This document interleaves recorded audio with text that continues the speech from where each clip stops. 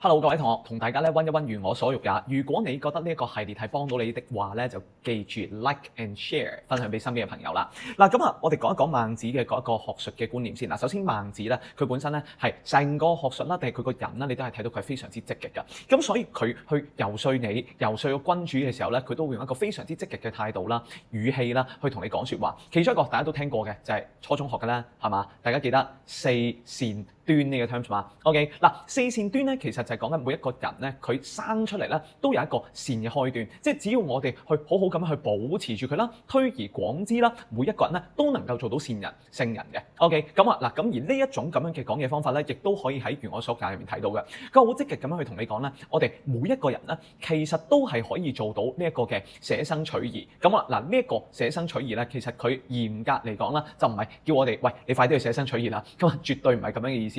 我哋咧去睇翻呢一個本心的話咧，其實佢係想透過捨生取義一個咁極端嘅 case 去話俾你聽，其實我哋每一個人咧都有呢一份嘅道德自覺，每一個人咧都有呢一個明白到要去捨生取義嘅嗰種良心。咁好啦，如果當我哋願意捨生取義的話，生命理應係我哋最重視嘅事啊，係咪？因為我哋冇咗生命，一切都冇啦嘛，係咪？咁我哋自不然啦，亦都唔會去為咗其他嘅嘢去放棄義啦，因為按道理生命咁重要，而義又比生命更加重要。Suppose 義係重要過所有嘢啊嘛，係咪？咁呢一個其實係佢成篇文章咧最主要嘅推論基礎嚟啊。於是喺第一段啦，我哋就見到一個啦係非常之出名嘅比喻啦，就係話魚同熊掌咁樣，到底你揀邊個先 ？OK， 好啦，魚同熊掌呢一個咁樣嘅比喻同埋選擇入面咧，我哋要了解到咧就係魚同熊掌其實都係美食嚟嘅，即係對於我哋嚟講咧，其實都係正嘢嚟嘅。咁但係魚熊掌呢兩樣嘢喺當其時咧，我哋唔喺嗰個語境入面咧，我哋應該冇咗呢一種嘅感覺。但係對於佢哋嚟講咧，咁佢哋好明顯地知道熊掌嘅價值係更加貴。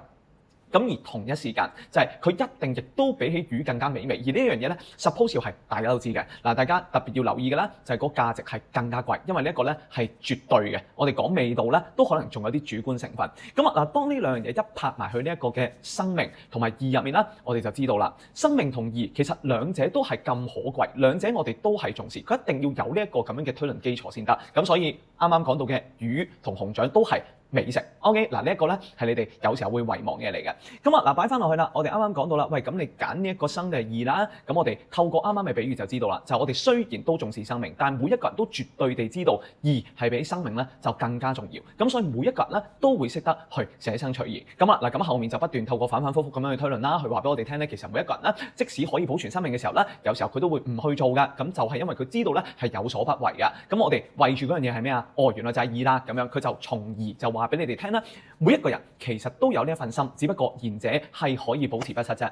呢一個咁樣嘅推論咧，呢一個咁樣嘅結論咧，係喺下一個部分即刻就用到噶啦。你俾一啖飯、一啖粥 ，OK， 一個乞兒 ，OK， 一個係市井之徒嚇。就算佢冇咗呢啖飯、冇咗呢啖粥會死嘅，咁但係你一腳伸埋去俾佢嚇，呼喝佢，佢都唔會要，佢寧願死。喺呢度其實佢就再講多一次俾你聽啦，就係原來唔係邊一個特別受過好高嘅教育嘅人，或者點樣地位嘅人先會知道啦，要捨生取義或者義係最重要，而係連一個街邊嘅乞丐都會知道的話，咁我哋就真係每一個人都知啦。呢度係完全呼應上面一句説話嘅喎。好啦，咁下一步啦，跟住佢就講啦。但係我哋今時今日見到嘅係啲咩呢？就係好多人會為咗錢 ，OK， 咁當然喺佢嘅年代，佢要講嘅就係一個更加 specific 嘅人啦。咁但係我哋嘅認識咧就係總之，原來有啲人係會願意為咗錢，為咗物質嘅享受而竟然係放棄咗義。好啦，各位同學仔，我哋讀書啱啱了解到嗰啲所謂嘅咩宮室之美啦，係咪啊？妻妾之鳳等等等等啦，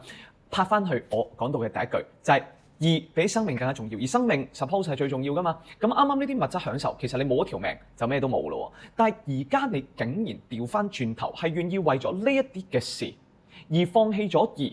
而 suppose 比生命更加重要，而生命又 suppose 比錢、比享受更加重要的話咧，其實我哋可以見到孟子想話俾你聽嘅就係話，而家你咁樣放棄義嘅選擇係矛盾嘅。OK， 咁呢一個就解釋翻乜嘢叫做咧係你其實係可以終止呢一個咁嘅行為，只不過係你忘記咗本心嘅啫。好各位同學仔，啱啱咧已經極速咁樣同你去講翻咧成個孟子入面咧如我所也嘅推論邏輯。各位同學仔，快啲溫書，覺得有用咧，記住就係 subscribe。OK。冇講過呢段對白YouTube 嘅，大家記住 subscribe，OK，like 同埋 share 俾朋友，OK，我哋下一篇再見。